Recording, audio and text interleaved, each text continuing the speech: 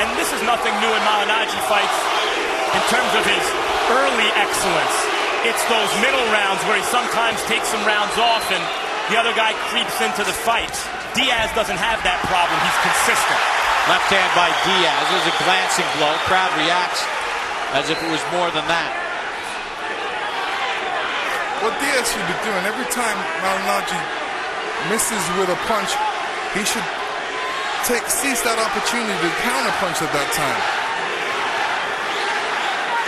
Max, to go back to the point you just brought up about sometimes he sort of takes some rounds off, does that have to do with the fact that he's always had hand problems? And let's face it, he does not have a lot of power, and he's trying to pace himself because he knows he can't finish somebody? Yeah, I mean, the boxers like Malignaggi, who've become great fighters, not just good fighters, have something in them that allows them to maintain that consistency and control of their opponent consistently throughout the fight. That has not yet been Malignaggi in his career. Cut on the left eye of Diaz, combination from Malignaggi. And he looks very good early, you know, as usual. Yeah, Malignaggi is looking very relaxed, very smooth, throwing some good, fast punches, using his feet very well, very confident in this round. And there in the battle of jabs, they each threw one. It was Malignaggi's that got through.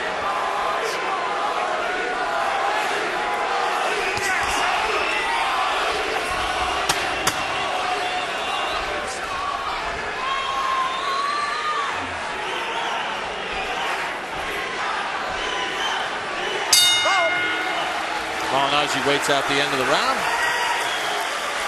End of two. Boxing lesson, he's cut. How we feeling? Come on, Joe, get in. Come on, get in, get in, get in.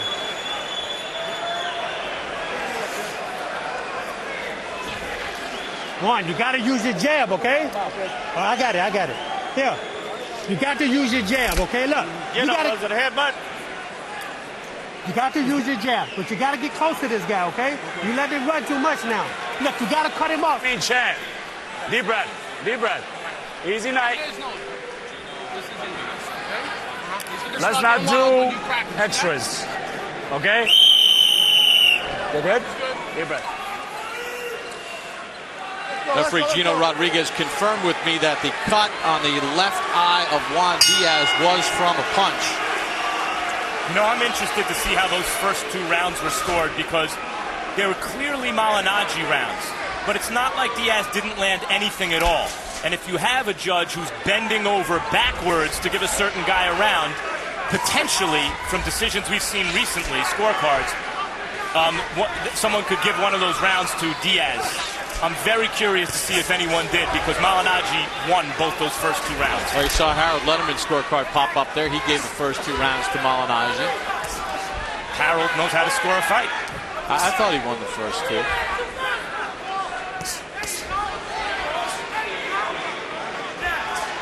He has been busier, and he's been more accurate.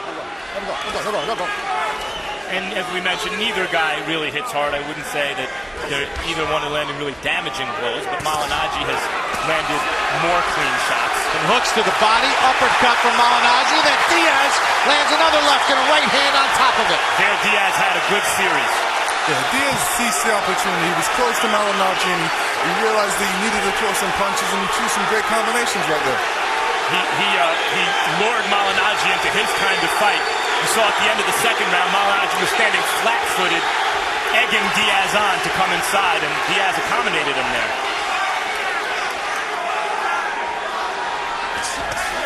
Diaz is allowing Malignaggi to be first, and this is how you win a fight. You're always first on the attack, and it looks good to the judges because the judges are going to say you're scoring points, and you're more busier. Malignaggi shot a left hand as he was going backward, caught the chin of Diaz. Good combination from Malignaggi, right a little bit short. Let go.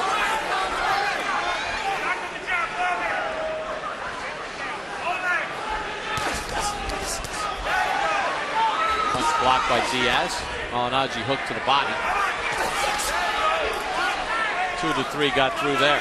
Yeah, and even in this round where Diaz had some success early, it's not like Malignaggi wasn't landing anything in return, and since then, Malignaggi started to outland Diaz again.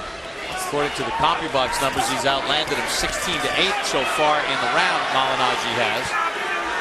And he's thrown 22 more punches.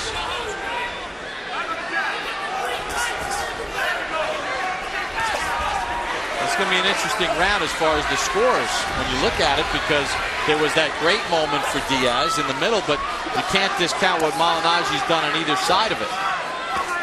Yeah, this is going to be an interesting round to score. Yeah, I give it to Malignaggi. And maybe that last combination that got in there helped. Diaz scores, they both score.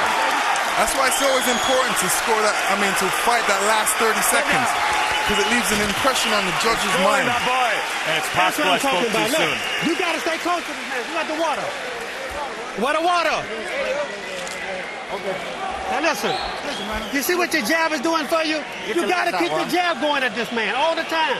Okay. Just keep stepping with the jab, but let faint sometime, okay? Now look, he's ducking when you get close to him. So start shooting uppercuts as soon as you get close, okay? And then look. The jab, and be careful. It's an easy fight. Let's not give him anything, okay? We play, we're going to give him some stuff. We don't want to do that, okay? Don't play too much, okay? Back on the jab.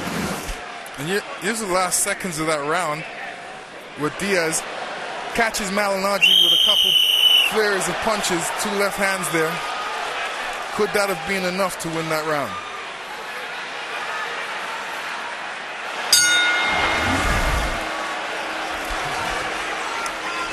Round 4 begins. Let's check in with our unofficial ringside scorer, Harold Letterman. Okay, Bob. I've got it 3-0, 30-27. Paulie Malignaggi. I tell you, Bob, I'm impressed with his boxing. I was impressed in rounds 1. I was impressed in rounds 2. Around 3-1, Diaz finally got off the stick and landed some shots, but even still, Paulie outboxed him.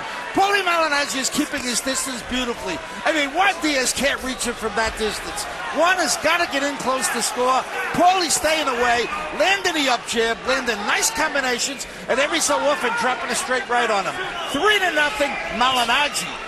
Well, in that last round, according to CompuBox, Malignaggi landed 12 of 36 power shots. Diaz, in total in the round, landed 12 of 53 punches. Malignaggi threw 28 more in the round. You know, as much as Paulie Malignaggi talks about how a lot of times Diaz's flurries look good, but they don't really land, and if you really look, Paulie's rolling with the punch.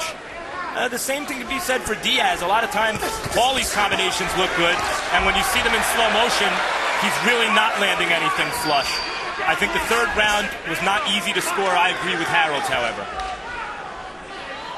And Diaz is throwing a lot more jabs, especially he's trying to get in there. As you can see, he's throwing double, triple jabs, but Paulie's feet are just too fast. He's stepping back and he's moving out of the way.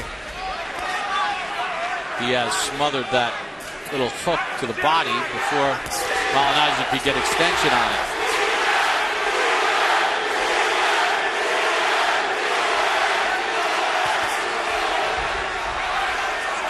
This has always been a great fight town, Chicago. It's got a great history. And the fans really into this fight with no local rooting interest.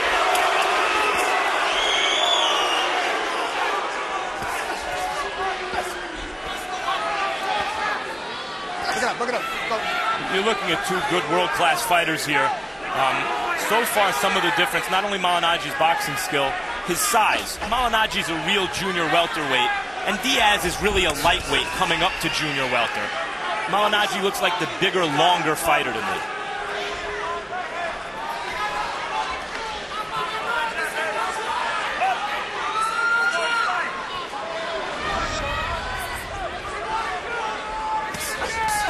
Malignaggi trying to get Diaz to attack so he could possibly counter.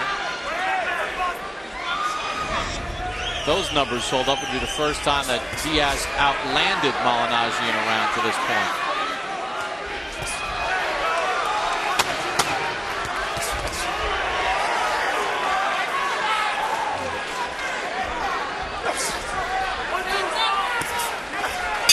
End of the fourth. Another close round.